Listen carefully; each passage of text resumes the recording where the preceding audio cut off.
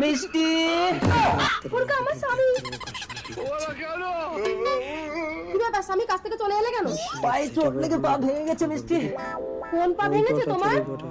ও আচ্ছা, যাও কাছে যাও। যাচ্ছি যাচ্ছি। অনেকদিন আমাকে ভালোবাসো না, চলো না একটু খেলা করি। ও এই জন্য তুমি পা ভাঙার বাহানা করে বাড়ি আসছো? ওসব আমার আর ভালো লাগে না, যাও কাছে যাও। ওকে আজকাল আমাকে পাত্তাই দেয় না। কেসটা কি আমাকে ধরতেই হবে। আজ আমি এই দরজার পেছনে লুকিয়ে থাকবো। হ্যাঁ বউ, আমি কাজে যাচ্ছি। এই হুড়কা, তুই এখানে কি করছিস? সর, দরজার পেছনে আমি লুকোবো। আর শোন, আমি যে দরজার পেছনে আছি তোর বৌদিকে বলবি না।